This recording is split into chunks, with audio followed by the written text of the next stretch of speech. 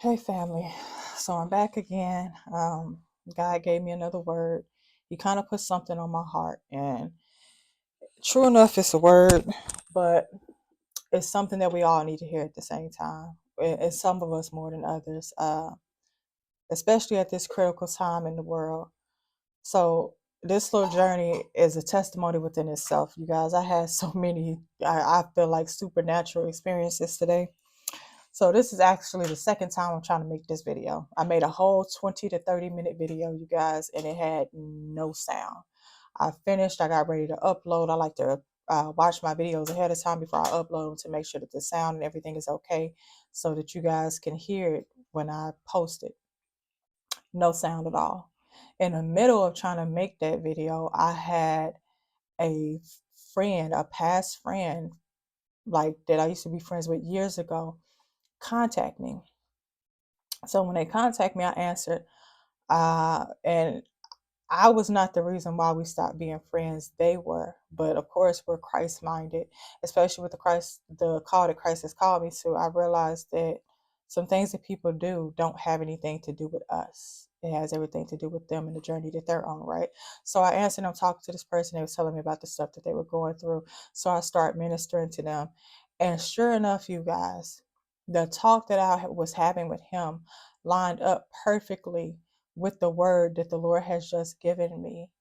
When I hung up with that person, that's when I recorded the word, tried to upload the word, no sound. So apparently the enemy does not want me to get this out, and he does not want me to get through to the people that need to hear it, even the person who called, because by the time I ended the call, I tried to tell them to have a blessed day, that they have to come out into agreement with the stuff that they have coming into agreement with, or that they are never going to see the goodness of God manifest in their lives, and that he has always been there. He's been trying to speak to him. He's trying to speak to him now.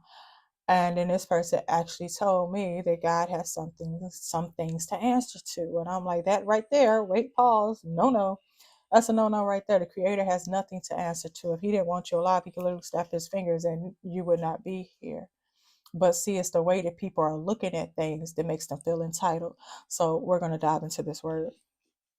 So the word that God gave me today is, what does it truly mean to pick up your cross and follow Jesus?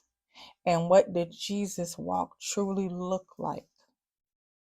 Okay. So I numbered a few things. I outlined a couple things. So I'm going to be going over this, and I have Bible verses. So number one, Jesus' childhood, his humble beginnings. Okay.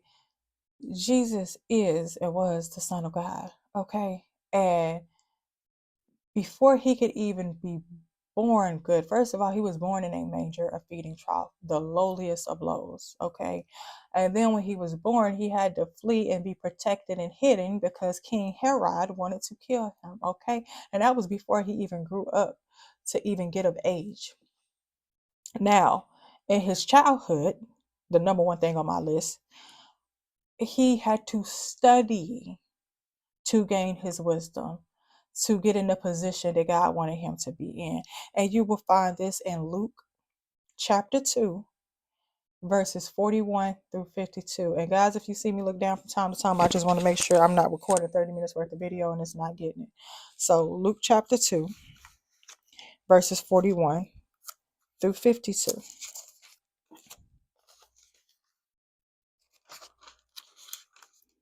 And it reads, "The boy Jesus amazes the scholar. His parents went to Jerusalem every year at the feast of the Passover. And when he was 12 years old, they went up to Jerusalem according to the custom of the feast. When they had finished the days, as they returned, the boy Jesus lingered behind in Jerusalem. And Joseph and his mother did not know it. But supposing him to have been in the company, they went a day's journey and sought him among their relatives and acquaintances. So when they did not find him, they returned to Jerusalem seeking him. Now, so it was that after 3 days, they found him in the temple, sitting in the midst of the teachers. So again, he had to be taught, he had to absorb things before him himself got to that position of being a teacher. So he was in the midst of the teachers, both listening to them and asking questions. So he was diligently seeking wisdom and knowledge. And all who heard him were astonished at his understanding and answers. So when they saw him, they were amazed, and his mother said to him, "Son, why have you done this to us?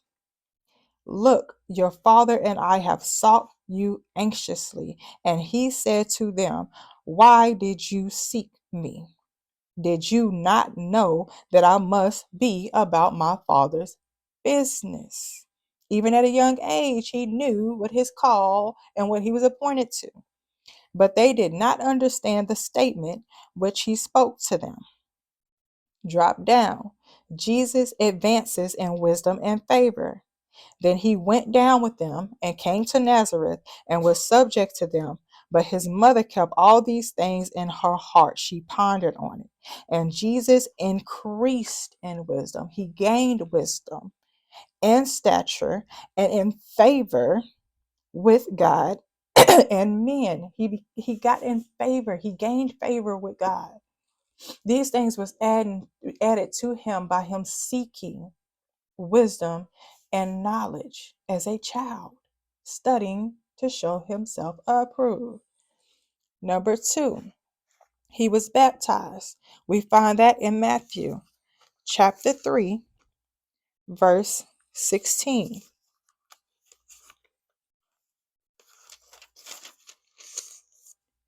And it reads, "When he had been baptized, Jesus came up immediately from the water, and behold, the heavens were opened to him, and he saw the Spirit of God descending like a dove and alighting upon him. And suddenly a voice came from heaven, saying, 'This is my beloved Son, in whom I am well pleased.'" The Spirit descended upon him. He got baptized, then he received the Spirit, the Holy Ghost, the Holy Spirit. Okay? Steps. Number 3, he was tried, tested, and approved. You can find this in Matthew 4 1 through 11. It says, Satan tempts Jesus. Then Jesus was led up by the Spirit into the wilderness to be tempted by the devil. And when he had fasted 40 days and 40 nights, afterward he was hungry. Now, when the tempter, who is Satan, came to him, he said, "If you are the Son of God, command these stones become bread." But he answered and said, "It is written that man shall not live by bread alone, but by every word that proceeds from the mouth of God." Then the devil took him up into the holy city, set him on the pinnacle of the temple, and said to him, "If you are the Son of God, throw yourself down, for it is written, 'He shall give his angels charge over you, and in their hands they shall bear you up, lest you dash your foot against a stone.'" Jesus said to him, "It is written again, 'You shall not tempt the Lord your God.'" Again, the devil took him up on an exceedingly high mountain and showed him all the kingdoms of the world and their glory. And he said to him, "All these things I will give you if you will fall down and worship me." Then Jesus said to him, "Away with you, Satan, for it is written, 'You shall worship the Lord your God, and him only shall you serve.'" Then the devil left him, and behold, angels came and ministered to him. Okay. Now, here you have the Son of God, the Son of God, the highest of highs. His Father, our God, his God, did not come and cut any corners when it came to him being tried and tested, even though he could, based on the position that he had. Even the angels waited to the end of his testing to come minister to him, give him nourishment, words of encouragement. Hey, you did well. They waited. Nobody threw him a lifeline or allowed to him anything that allowed him to cut corners. He was tried, tested, approved, and made it out fair and square. Okay. And he was who he was. And he wrote it out use his Bible verses, which he has studied, remember as a child, been in the temple, tried, tested, and approved. 4, pick up your cross and follow me. Matthew chapter 16, 24 through 26.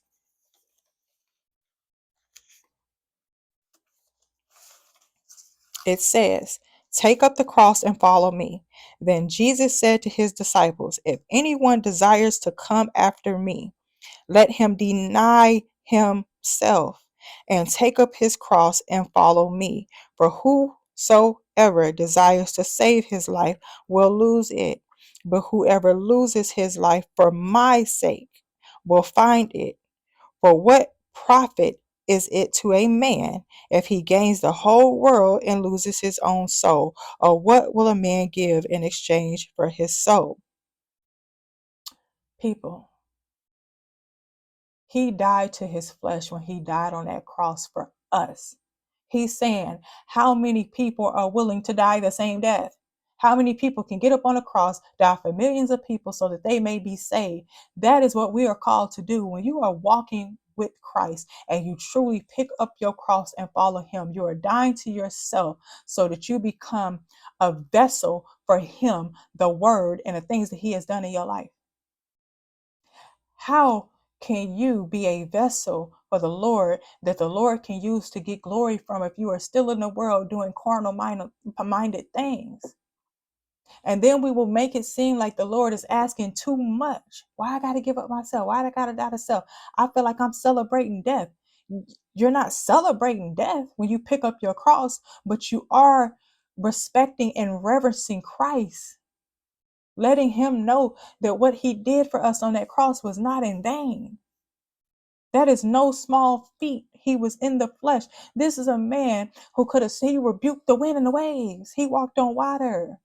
He had the power and did not invoke it or use it because he wanted to show us it could be done. He made it a level, equal playing field. He did no less than what he's asking us to do. He did it. He walked it out, people.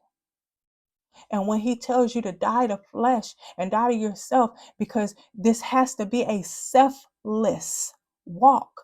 You cannot be selfish. Oh, my clothes. Oh, I'm hungry. Oh, woe is me.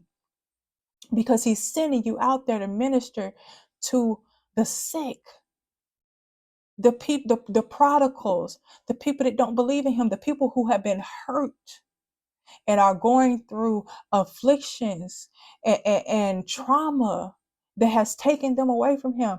Tonight, I talked to a person for hours, and at the enemy ministering to him, they were still caught up on the fact of my this and my that, and I have this amount of materials and this amount of materials. And I was trying to let the person know the Lord will remove things that you are idolizing. None of that stuff is going to get you into heaven.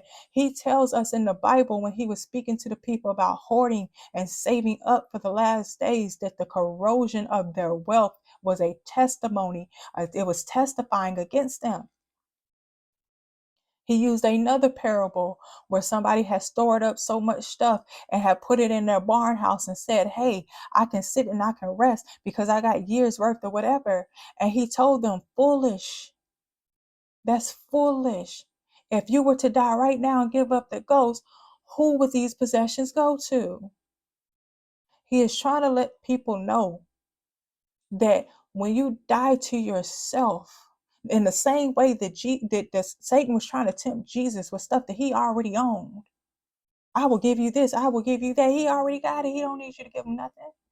And that's most of the people in the world today willing to go or sell themselves or deny Christ for the gain of a car, for the gain of finances, the stuff that's going on in LA right now. All those riches, the big fancy mansions, the big fancy cars burnt to a crisp means nothing at this point. And guess what? If you don't got God, it means nothing anyway. That's why most people, even when they get a lot of money, they're not happy. I used to have a saying. I said, look, I am the richest person, even with the little that I have, because I am content. The more you have, the more you want. And the more you have, sometimes the farther away from Christ you get. That's why it's important. He wants you to know what you're giving up. You have to deny yourself. He's warning you what that walk comes with. Pick up your cross and follow me. You have to deny yourself. Know that it's bigger than yourself, because you're going to be tempted at times on this walk to turn around. You're going to be tempted at times to throw in the towel. You think he didn't hurt? You think he wasn't hungry? You think he asked God to pass the cup at one point when he was on that cross? He was spit on. He was persecuted, blasphemed against. He's trying to heal people, and even though he did it on the Sabbath, the Pharisees had something to say about that. Oh, you healing people on this day, you healing people on that day. He healed people, and then they say he was the devil casting out devils. Make that make sense? People, you have been told or made to believe that this walk is going to be a cakewalk. And then when it's not, a lot of people get mad at God. God, why this? Why that? You are literally doing no more than what he sent his son to do. His son was sought to be killed before he was even big enough to know what it was that was on his life. And then when he was old enough, he told his mother, am I not supposed to be about my father's business? He grew in wisdom. He grew in knowledge. And then came the cross. So he's telling you, you're going to go through these steps. That's why the Bible tells us to show ourselves approved. That's why it goes from spiritual milk to spiritual meat. We put on the spirit. That's why we tried and tested. And then we have to pick up our cross. But you're not going to be, the Bible tells us, are you more than your master? The world hated him. They're going to hate us too. That comes with the walk, people. That is literally the walk. You ask God for whatever you ask him for. You give him your yes. And then when he hands you the mantle that comes with saying yes, which is to bear your cross, to walk the same journey that Christ did. And then he was sent out into the world to minister to the world. He knew the journey and the afflictions that was coming to Christ. He knew the persecution that he was going to face. He knew the naysayers that was going to try to come up against him. Like I said, I just had like a 3-hour conversation with somebody. And at the end, I don't know if I got any closer, but I know in my heart I did my due diligence and I stood on business when it came to the Father word. Y'all got to stand on business. And it's going to be a lot of people that come up against you, a lot of people that's going to challenge you. And he wants you to be prepared. This is all for us. So then when he throw us in that ring, that even though we look like the underdogs, though we look like it's 50 against 20, that we come out swinging and we are standing. So don't get mad at the Father for being a good parent and parenting. He wants to make sure that we're ready and that we're equipped. And everything that we go through in life, the tests, trials, and tribulations will be used at some point or another. And I'm here to testify to that because I have used it. I have had a situation that comes into play, and it's the same set of skills that I was just taught throughout the 10 years of the persecution that I went through. And now I know how to fight. Now I know how to stand. Now I know how to love, how to be patient, what true love looks like. But if the Father wouldn't have never tried and tested me, I would never have got that stamp of approval, people. Stay encouraged. Stay encouraged. Stay encouraged, guys. Stay in this thing. You are not doing no more than he is asked, that was asked of him. He was tried, tested, and proved, didn't take no shortcuts. The angels came after he was tested and proved. The ministry came after he was tested and approved. And then he was asked to die to the flesh, and then he was resurrected. This journey comes with a new life, salvation, transformation. Stand for anything. Stand for him or fall for anything. That's all he's asking. You guys have a blessed and wonderful day. And just know he's still fighting with us. I said this before. Revelation tells us when John looked up on that mountain, he said, lo, a lamb, and with him 144,000 sealed with the seal of God. The enemy sought to overcome the Lamb, but the Lamb overcame the enemy because with him was the called, faithful, and chosen. He is still with us to the end, till today. He's like, look, be encouraged. She cheering us on. I went through it. You're going to get through it. This is the enemy's tricks. This is his lies. This is how he's going to get you. He's laid it all out for us, guys. All we got to do is walk it. But we got to believe in him and who he is and the things that he say to be able to even get what it is he's here. But if we don't believe that he is who he is and he did what he did for us, how are we going to be able to allow him to minister to us? He is the counselor, wonderful, mighty, the great physician. He can't heal us if we don't even know that we need to be healed, or that if we got it all figured out to the point where we think we know it all and we cannot be teachable. Come out of agreement with those things that you might have been taught. Come out of the church hurt. Come out of the trauma, and allow him to heal you so that you can fully see the manifestation of God in your life. The best decision you will ever make. You rather be persecuted without him fighting alone, or have a whole army behind you that's rooting you on. Ponder on that, people, and allow Jesus into your heart. Be blessed, everyone, and have a great night.